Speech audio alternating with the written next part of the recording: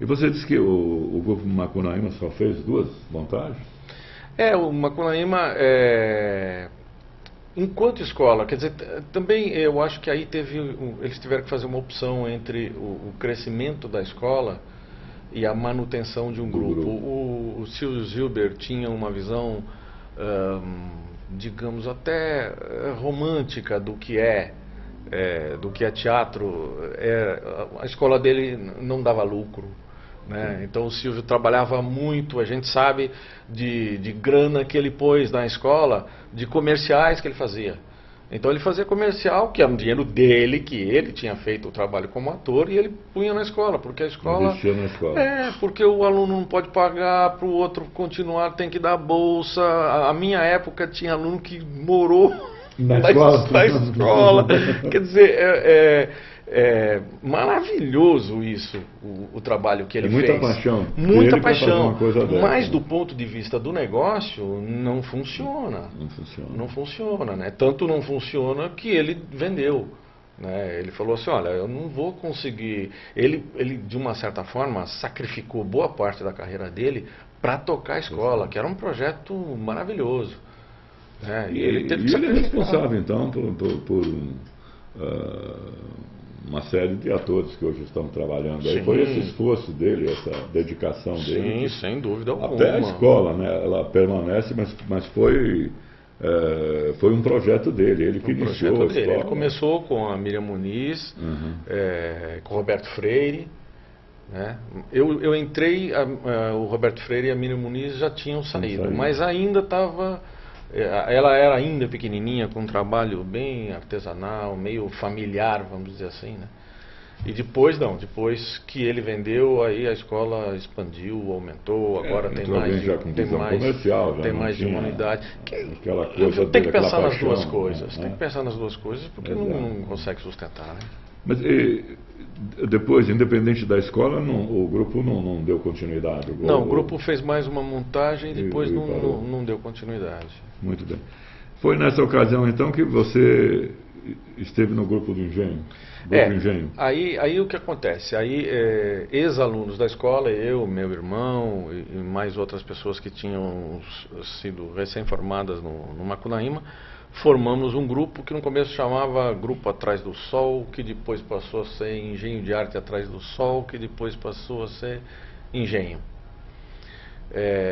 Então tem uma caminhada desse grupo com Maísa Che, Clara Clarice, Eliana Berdugo. E aí este grupo fez uma montagem de um infantil chamado O Dia dos Bonecos, que é da Maísa Che. E eu fizemos uma primeira montagem que eu estava nela como ator, depois eu fiz uma outra montagem dela como diretor, e aí já começa aquela história de você passa de uma função a outra. Aí já começou a escrever. Aí depois já comecei a escrever, e aí já virou autor, diretor. Ô Celso, você hoje está acompanhado aqui de 2 moços aqui. Gostaria que você apresentasse esses moços para a gente. São atores? São atores. Estão trabalhando com você? São atores amadores. Amadores? Porque na verdade a gente tem que fazer de tudo um pouco, né, para ser um trabalhador de teatro. Então eu dou aula no Colégio das Américas, é um curso extracurricular.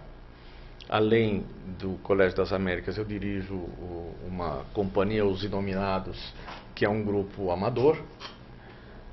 E também estou dirigindo o Tríade Companhia Teatral, que é um grupo profissional. E tenho o meu grupo, que é A Palavra e o Gesto.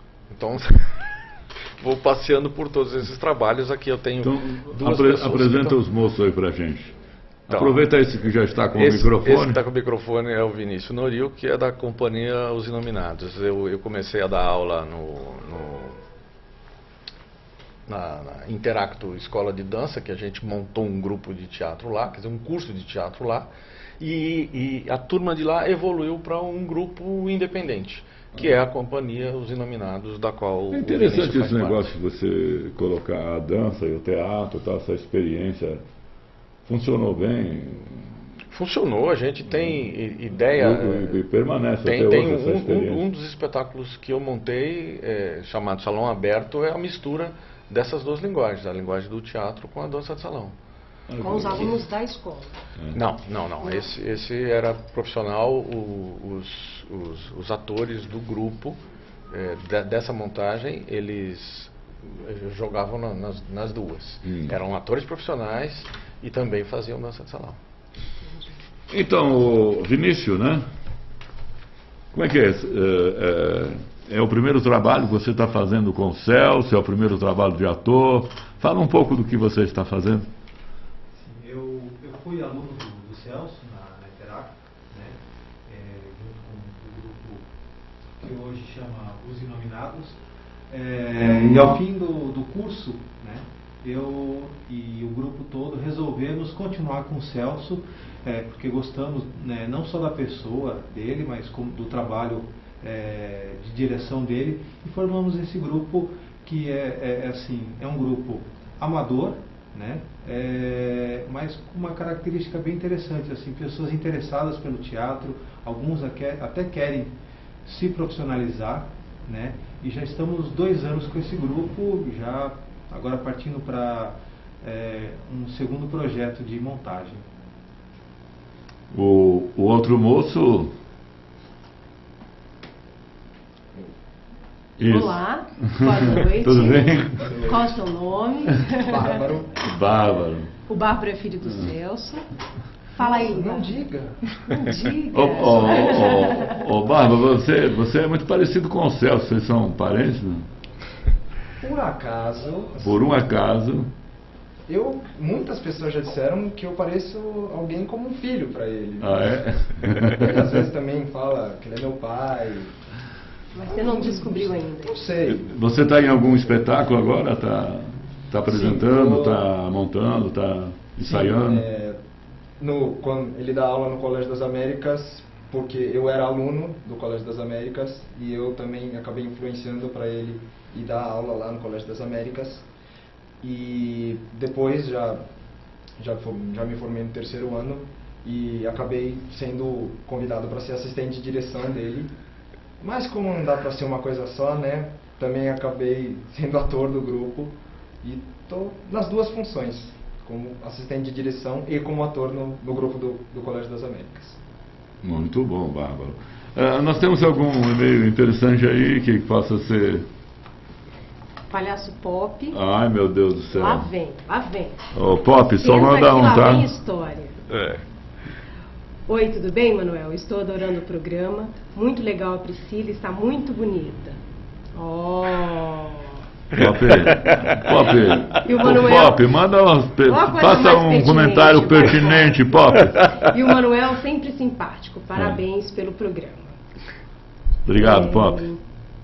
O Pop esteve aqui dia 12, no Dia das Crianças, ele, o palhaço Godofredo e o Mussarela, e tomaram o programa, sentaram aqui no meu lugar, fizeram o programa, foi uma palhaçada. Né? Que bom! Tudo a ver com a proposta deles. Tudo a ver, né? claro. Ô Celso, você está falando do teatro amador, o grupo teatro profissional, teatro amador profissional. O que é que define esse negócio de um grupo amador, um teatro amador e um teatro profissional? Por que a gente define como um amador e como... O que é que define isso? Define isso. Eu acho que basicamente 2 coisas. Primeiro, que o profissional espera ser remunerado pelo seu trabalho, o amador não. E segundo, a quantidade de trabalho, quer dizer, o regime de trabalho, né? O trabalho profissional exige que se trabalhe um tempo muito maior, né? O amador, no caso os inominados, ficou complicado esse nome, os inominados. Por exemplo, nós nos reunimos uma vez por semana. Então é dentro da disponibilidade das pessoas que têm outras profissões, mas que tem no teatro. Eu sempre digo para eles, né? Eu estou trabalhando, vocês estão se divertindo. Eu sou responsável pela diversão de vocês. Isso aqui tem que ser divertido, né? Aliás, eu acho que teatro, se não fosse divertido, a gente já ganha pouco. Se não fosse divertido, então... Agora, os profissionais não. Os profissionais você tem que trabalhar numa quantidade de horas muito maior, né? Quer dizer, se exige muito mais, tanto do processo de trabalho quanto do resultado desse trabalho, né? Então a plateia, o que não quando significa, é um teatro amador, é mais complacente, valoriza mais o esforço da pessoa e tal. Geralmente é. Se bem que isso não significa que a gente não tenha bons trabalhos amadores. Tem grupos amadores muito bons. A minha próxima pergunta seria essa. Dentro desses trabalhos amadores que você tem feito, não quer dizer que não tenha ali excelentes profissionais, excelentes atores. Sim, tem, né? Tem. Aliás, é um dos elogios recorrentes quando se tem uma plateia para assistir um espetáculo amador, é dizer que aquele pode ser profissional, ou ele é profissional, ele está infiltrado aí. Né? Quando se quer elogiar um ator amador, você fala assim, não, peraí, mas o seu trabalho... Não é profissional porque não quer, você é bom mesmo. E tem muito disso. Tem. Na nossa companhia mesmo a gente tem. E você acha que o artista, nós estamos falando de teatro, o artista de teatro é um dom ou é um trabalho que ele faz escolar, ele aprende ou é um dom? Ele já nasce com aquela possibilidade, com aquela facilidade de fazer aquilo? Olha, eu acho que você tem aspectos de facilidade, né? A gente tem em cada ser humano potencialidades e limitações. Todos temos, e que bom que são muito diferentes, né? Porque a gente tem gente fazendo de tudo. Agora, assim como tantas outras coisas, eu acho que fundamentalmente o que se consegue de resultado bom é pelo trabalho. É pela quantidade de trabalho. Então, muitas vezes você tem algumas pessoas que não têm uma facilidade muito grande, mas tem um empenho muito grande. Gosta muito, se empenha muito, trabalha muito. Às vezes você tem até a facilidade como uma coisa que fala assim, eu sei, então não preciso muito. Isso vale muito, por exemplo, para os nossos jogadores de futebol, né? Em que a gente fala assim, não, mas o cara, todo mundo vê que ele sabe jogar e sabe jogar muito. Mas ele certamente não deve treinar muito, não deve obedecer muito, não deve prestar muita atenção às coisas que o técnico fala. E aí o resultado o desempenho dele em campo acaba sendo sofrível. Acaba sendo escravo do eu sei, né? É a máscara, né? Quer dizer, a máscara... aliás, tem uma passagem do meu tempo de aluno, no Macunaíma, com Yakov Hillel, que eu conto muito essa história para os meus alunos porque foi exemplar, né? Ele tinha me convocado para fazer uma improvisação. Era um jogo de improvisação em que ele contava era um casal e ele contava para a atriz sem que o ator soubesse, contava para o ator sem que a atriz soubesse. E eu fui para o jogo meio com o pé nas costas, sabe? Aquela coisa de... eu sei fazer isso aqui, deixa que eu faço. Esse negócio? Ele parou o jogo no meio e me deu uma bronca na frente de todo mundo, mais uma descompostura total. Foi excelente. Na hora eu fiquei muito bravo com ele, né? Se engoli, mas ele tinha 150% de razão. De dizer assim, botar o dedo na minha cara e falar, sabe qual é o teu problema, Celso? Você sabe que você é bom ator. E ser bom ator, quer dizer, ou sabe que pode ser, né? Porque essa coisa de, sou bom ator. Sou bom ator e parece que tira tudo de letra. Não, precisa trabalhar muito, precisa ensaiar muito, precisa se dedicar muito, né? Fernanda Montenegro coloca isso, né? 95% de transpiração, né? 5% de inspiração.